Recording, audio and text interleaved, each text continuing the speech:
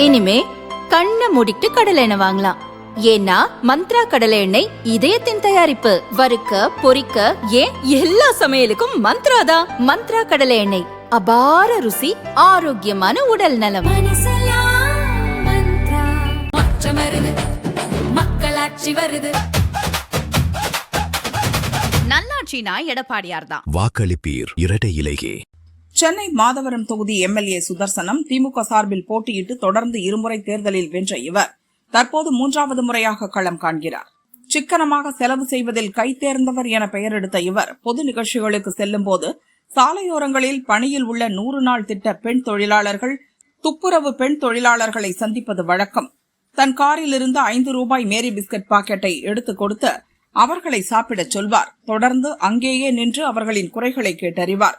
அரை மணி நேரம் முதல் 1 மணி நேரம் வரை கூட நின்று பேசுவார். ஆனால் அவர்கள் கூறும் குறைகளுக்கு இதுவரை எந்த தீர்வும் வந்ததில்லை.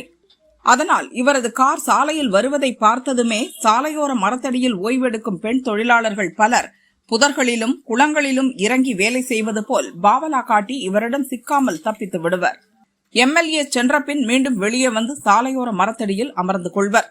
பிஸ்கட் கொடுத்து கொடுத்து மக்கள் குறை கேட்பது போல் பாவலா செய்யும் எம்எல்ஏவுக்கு மேரி பிஸ்கட் அண்ணன் என்றே பெண் தொழிலாளர்கள் பெயர் சூட்டியுள்ளனர்.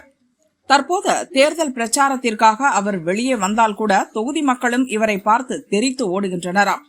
மேரி பிஸ்கட் அண்ணன் வராரு, தப்பிச்சுக்கோ என தொகுதி மக்கள் ஓட்டம் பிடிக்கின்றனராம். சுதர்சனத்திற்கு ஆதரவாக வீடு வீடாக சென்று பிரச்சாரம் செய்ய அவரது ஆதரவாளர்கள் ஆள் பிடிக்க சென்றால் அண்ணனின் லட்சணம் எங்களுக்கு தெரியும், கடைசியில பிஸ்கட் பாக்கெட் கொடுத்து அனுப்பிடுவாரு, ஆள விடுங்க சாமி என ஓட்டம் பிடிக்கின்றனராம். சுதர்சனம் வந்தாலே பிஸ்கட் பாக்கெட் வந்துருச்சு என தொகுதி முழுக்க பேச்சாகியுள்ளதாம்.